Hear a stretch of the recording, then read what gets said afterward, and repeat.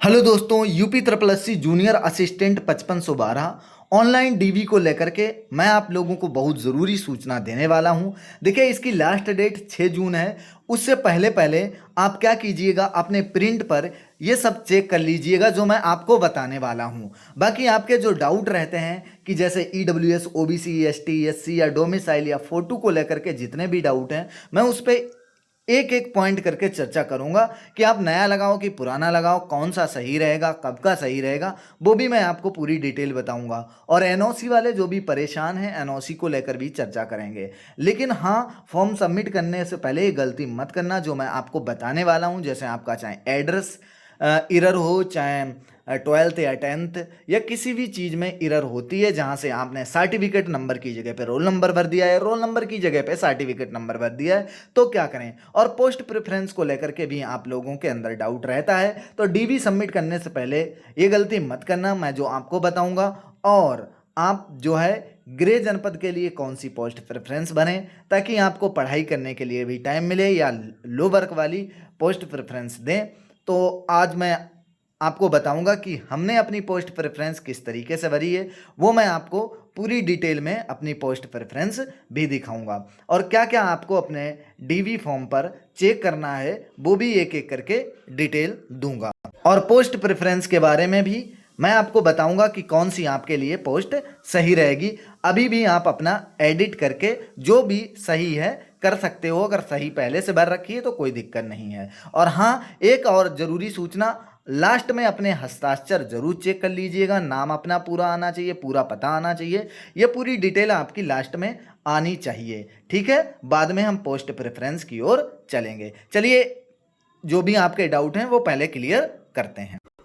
तो क्या आप लोगों को देखना है, पहले उस पर चर्चा करते हैं। देखिए, जो आपने डीवी अपना सबमिट किया होगा, अभी आप लॉगिन करके अपनी सारी डिटेल चेक कर लीजिएगा एक बार। और जिसको लॉगिन नहीं करना है, नहीं लैपटॉप है, कोई साधन नहीं है, तो पीडीएफ आपके पास होगी, एक बार रिव्यू जरूर चेक कर लीजिएगा। देखिए, यहाँ पर विज्ञापन संख्या दिया होना चाहिए, ये आना चाहिए, रोल नंबर आपका आना चाहिए, और रजिस्ट्रेशन नंबर आपका सही मैच होना चाहिए। सर, क्या डीवी रिजेक्ट हो सकती? भाई, बहुत माइनर केस में डीवी रिजेक्ट होती, वरना डीवी किसी की रिजेक्ट नहीं होती है। अगर रिजेक्ट भी होती तो आपको सूचना दी जाती है, बाकी आप अपने डॉक्यूमेंट वहां पर शो करोगे। ठीक है, अगर कोई दिक्कत होती है। यहाँ पर आपका प्रीवियस फोटो आएगा, और यहाँ पर जो आपने करंट फोटो लगाया होगा, जो इन्होंने बताया था हल्का बैकग्राउंड ग्रे या वाइट होना चाहिए, वो यहाँ पर फोटो आएगा। सिक्योरिटी रीजंस के कारण मैंने यहाँ पर अपनी कुछ डिटेल को हाइड करके रखा है।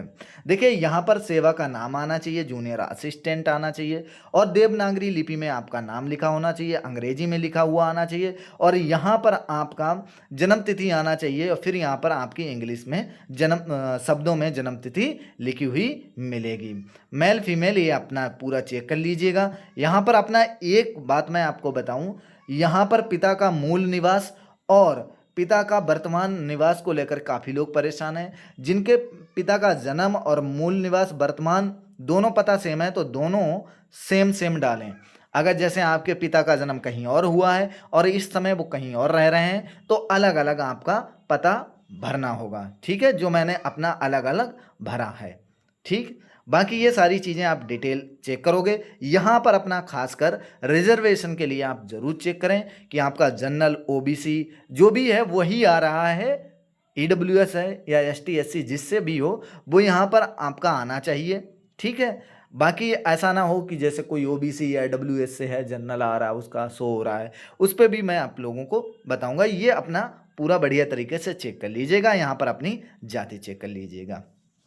अब बात आती है सर ओबीसी और डोमिसाइल या एसटी एससी को लेकर के, नया लगाऊं कि पुराना लगाऊं। देखो, मैंने कौन सा लगाया वो भी मैं आप लोगों को दिखा रहा हूं। देखो, पिछली बार मेरी डीवी हुई थी, तो डीवी में पहले ऑफलाइन डीवी हुई थी। ठीक, मैंने इसकी 2 बार डीवी जो है वो ऑफलाइन कराई है। ठीक है, तो मैं अपना डीवी कराने गया था, नया और पुराना डोमिसाइल और कास्ट सर्टिफिकेट लेके गया था। तो उन्होंने बोला था कि भाई मेरे, चाहे आप नया लगाओ चाहे पुराना, कोई इशू नहीं है। तो मैंने वहाँ पर अपना उस समय पुराना दिया था, नया वाला रख लिया था, क्योंकि मैंने दोनों लगा कर दिए थे, एक में ही अटैच करके। ठीक है, तो इन्होंने कहा था कोई सा लगा दो, कोई प्रॉब्लम नहीं है। तो देखो, ओबीसी या डोमिसाइल को लेकर कोई दिक्कत नहीं है, आप नया पुराना कोई सा भी लगा सकते हो। अब बात ये है कि आप यहाँ पर जारीकर्ता और सर्टिफिकेट नंबर अपना जो भी कास्ट सर्टिफिकेट है उसका सर्टिफिकेट नंबर जरूर आप चेक कर लीजिएगा। देखो मैंने यहाँ पर अपना नया लगाया है, तो जिन्होंने नया या पुराना लगाया वो घबराएं मत, सब चलेगा, ठीक है। तो यहाँ पर आप इतना चेक करेंगे। उसके बाद में डोमिसाइल के बारे में, डोमिसाइल में जो प्रमाणकर्ता है, जारीकर्ता का पदनाम यहाँ पर आना चाहिए। सर्टिफिकेट नंबर अपना चेक कर लीजिएगा और यहाँ पर अपना पता पूरा मिला लीजिएगा, और डेट जो आपने वहाँ पर शो हो रही है सर्टिफिकेट पर वही है, ऐसा नहीं कि एरर हो गया हो, तो इसको सावधानी से भरिएगा।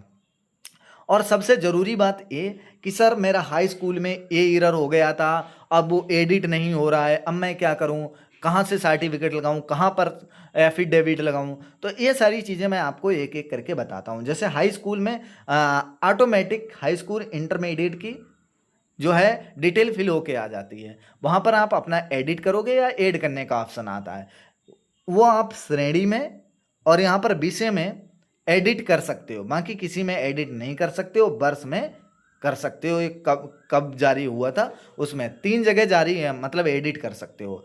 आपने कितना प्राप्तांक भरा है, कितना पूर्णांक था, अगर कितनी परसेंटेज, वो तो ऑटोमेटिक ले लेता। इनकी जगह पर अगर आपकी कोई दिक्कत हो रही है तो आप यहाँ पर कोई भी सुधार नहीं कर सकते हो, ठीक है।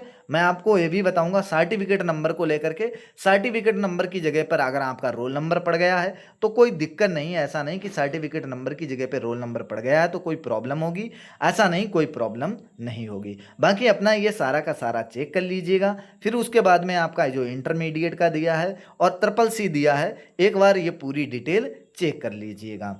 चेक करने के बाद जैसे जो कैंडिडेट जैसे जॉब कर रहे हैं, मतलब लो लेवल में है, ये लेवल 3 की जॉब है।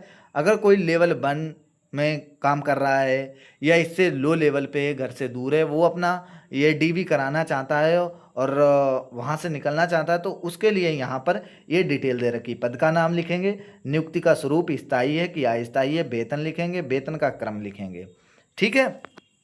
वेतन अपना मूल वेतन आपको लिखना है। सेवा योजक का पूरा विवरण देंगे, किसमें आप जॉब करते हैं वो, और नियुक्ति की तिथि भरेंगे और नियुक्ति का स्थान भरेंगे। ये पूरी डिटेल आप अपनी चेक कर लीजिएगा। मैंने आप लोगों को बताया था ये सारी चीज़ें आपने चेक कर ली हैं प्रिंट आउट पे। डोमिसाइल ईडब्ल्यूएस की बात करें तो ईडब्ल्यूएस इन्होंने नोटिफिकेशन में दिया है कि फॉर्म की लास्ट डेट से पहले का होना चाहिए, तो ईडब्ल्यूएस वाले घबराएं मत, अपना फॉर्म से, या इन्होंने जो ईयर दिया है कि इस ईयर का होना चाहिए, फॉर्म की लास्ट डेट से पहले का होना चाहिए, तो ईडब्ल्यूएस आपका वो लगेगा। यूआर की बात करूं तो यूआर में लोग बोल रहे हैं कि सर मेरा डोमिसाइल का ऑप्शन नहीं आता है, तो जहाँ तक यूआर का डोमिसाइल नहीं ये ले रहे हैं।